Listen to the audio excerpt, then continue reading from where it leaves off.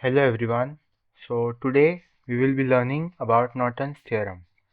Norton's theorem is named after Edward Lowry Norton, an American engineer who worked at Bell Laboratories. He formulated the theorem in 1926 while studying equivalent circuits for complex telephone networks. His work at Bell Labs focused on simplifying linear electrical networks, which led to what we now call Norton's equivalent circuit. Around the same time, Hans Ferdinand Mayer, a German scientist, independently developed essentially the same theorem. Because of this dual discovery, the theorem is sometimes called Mayer-Norton theorem. So, Norton's theorem states that any linear bilateral electrical network can be replaced by an equivalent consisting of a single current source in parallel with a single resistance Rn. Here, we have a linear plus bilateral circuit which is connected to a load resistance RL.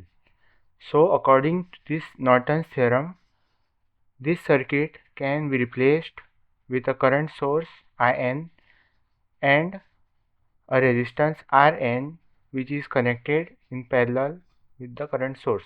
If you can recall from the last video, the procedure with which we calculated the resistance, equivalent resistance, when we apply the same to this network and instead of connecting the resistor in series, we connect it parallelly, then we get the Norton's resistance. So we can say that RTH, which is Thevenin's resistance, is equal to Norton's resistance. And this current IN is nothing but Thevenin's voltage divided by Thevenin's resistance. We have converted the voltage source to a current source. This procedure is also called source transformation. Now let us look at one example. Let us denote I1 as the current from the 100 volt source through its 20 ohm resistor towards node A. Let's call this node A.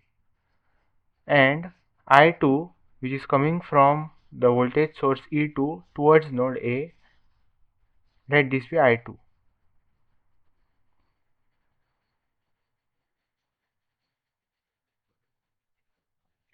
And the current in the 160 ohm resistors from node A down to the node B,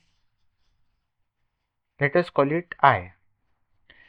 Now we have to follow the current loop for the 100 volt source. So 100 volts is equal to 20 times I1 plus this 160 ohm resistor times I1 minus I2. I1 minus I2. This term is our I. So we get 10 is equal to 18 I1 minus 16 I2. We will follow the same method for the 70 volt source. But this time the 70 volt source will have a negative sign. So minus 70 is equal to 20 I2 minus 160 times I, which is I1 minus I2. This negative sign indicates that the current is flowing in anti-clockwise direction. Now we have to solve these two equations, which will give us I1 is equal to 1 ampere and I2 is equal to 0.5 ampere. Hence, now we can find the current flowing through the 160 ohm load resistor. So I is equal to I1 minus I2. Therefore, 1 minus 0.5, which is 0.5 amperes. This current will be flowing downwards. The voltage across the 160 ohm resistor will be V is equal to I times R. So VAB is equal to 0.5 times 160, which is 80 volts. Now we will disconnect this 160 ohm resistor and only the series loop with the two sources and the two 20 ohm resistors remains. Now the loop current will be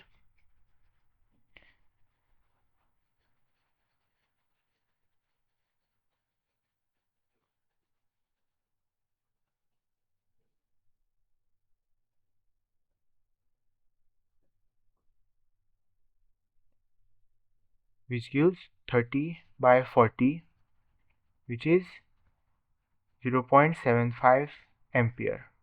When we remove this 160 ohm resistor, the voltage at node A between these two resistors relative to B, which is the bottom node, will be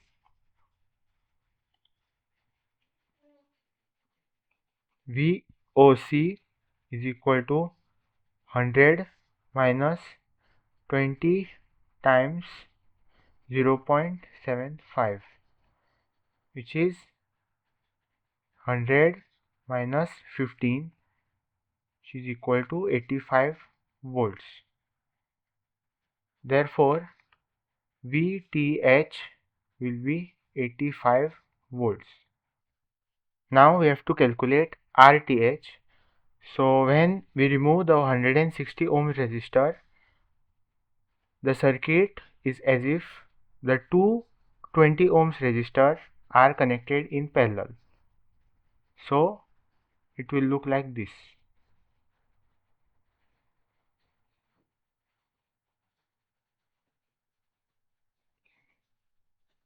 RTH will be 20 connected parallel with 20, which will be 10 ohms.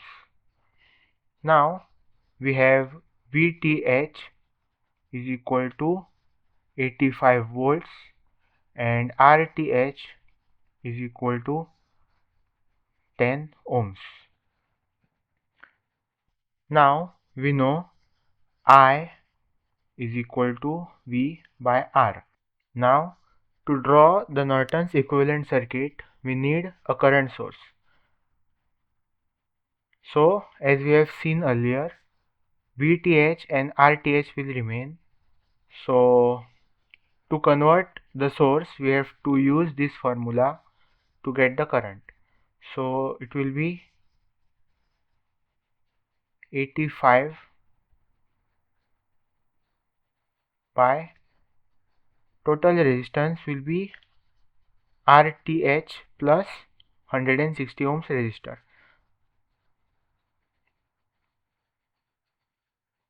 which will give us 85 divided by 170, which is equal to 0.5 ampere. Now we can see when we connect the load, the voltage at A will be VAB is equal to I into 160, which is equal to 0.5 times 160, 80 volts.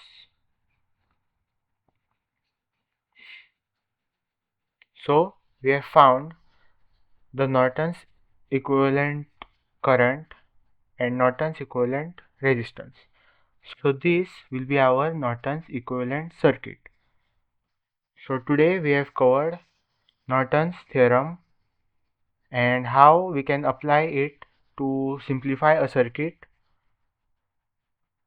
I hope this video was helpful. In the next video, we will be covering maximum power transfer theorem.